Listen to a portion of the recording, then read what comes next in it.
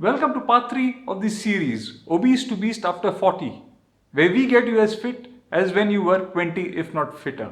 If you haven't checked out the previous episodes in this series, do click here, check them out, and then follow up on this one. We are almost getting started on our journey, but first we have to learn to track our progress. Hi, I'm Dr. Rohan Fonseca, and let's get this started.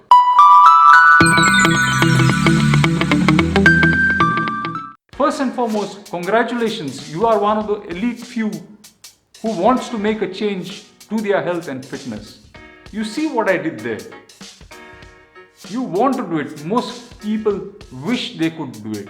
We want to track our progress because we want to make sure we are on the right track, and also to motivate us to keep ourselves going, because this process is going to take time. I have lost 50 kilograms and at no point of time did I feel like I was getting smaller.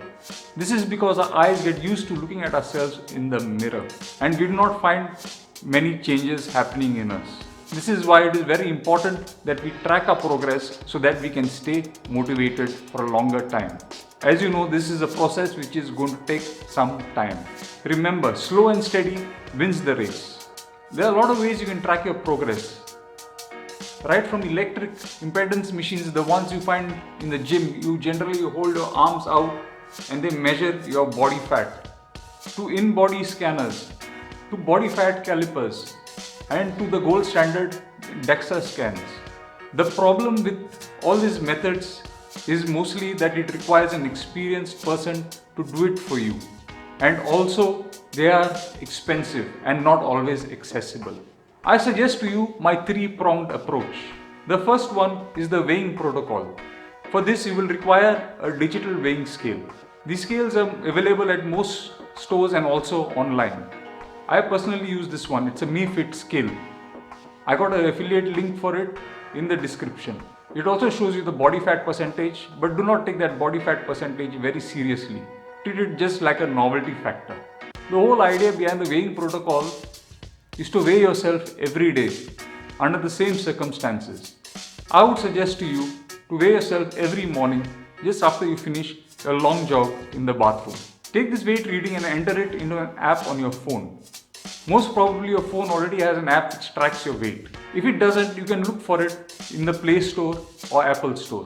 You will only treat these readings as data points. Once you have collected enough data points, you can then gauge your progress over weeks and over months. A word of caution here, never allow that number on the scale to dictate your mood for the day. Your weight will fluctuate on a daily basis. For more information on why your weight fluctuates every day, please do click here. I've got a video on that.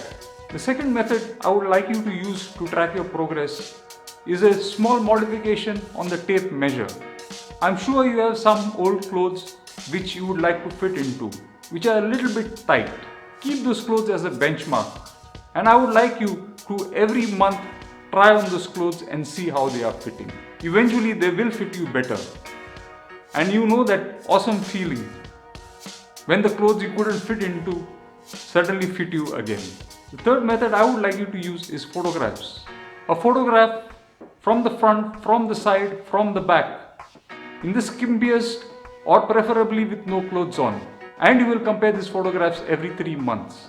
Just make sure to save those photographs in a secure folder. I hope you start practicing my three-pronged approach to weight tracking immediately. And in the next video, we'll look at nutrition. So if you haven't subscribed, please do subscribe. And also hit the bell icon so that you're notified of when the video is out. I hope this was helpful. Signing out, Dr. Rohan Fonseca.